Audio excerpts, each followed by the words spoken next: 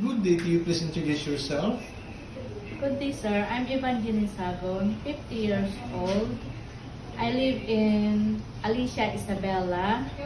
I have 2 brothers and 1 sister. I'm the second of the family, and I'm high school graduate. Okay. Can you tell me your work experience? I work in Hong Kong for 15 years. In my first employer, I worked for 12 years, 1 couple and 1 children. I'll do the household chores like cleaning, washing, ironing, cooking, and washing the car. In my second employer, I worked for 3 years, 1 couple and one children. I work for household chores like cleaning, washing, ironing, and car washing. And my third employer, I work in Qatar for 3 years. I work also the household chores like cleaning, washing, and baking. Okay. In your previous employer, how would you take care of the children, especially when sick? I will check the temperature and then I will call to my employer to inform. Okay. Do you have any tattoo? No, sir. Do you have surgery or serious sickness before? Yes, sir.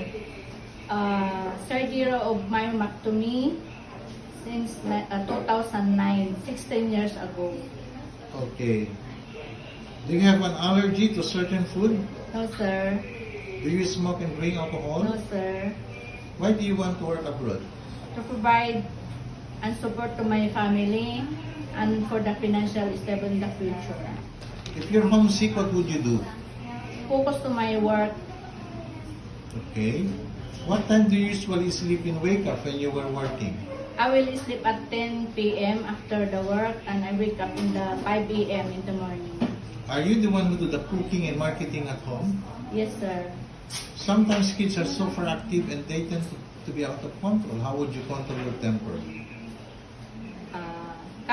Be patient and calm down.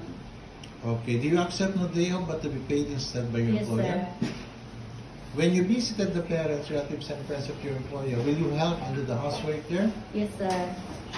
Can you promise not to lend money in Hong Kong? Yes, sir.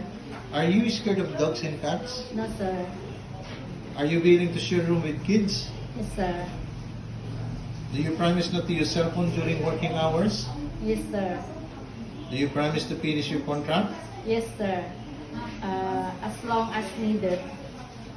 Okay. Can you cook Chinese food? Yes, sir. Can you sing a nursery song? A little bit, sir. Yes, sir.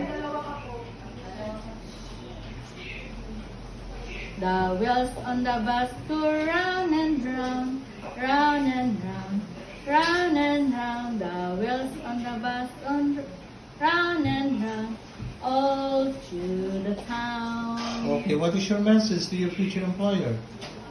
Today, sir, ma'am, when you select me as such a helper, I do my responsibilities, honest, and all the best to work to your family. Thank you.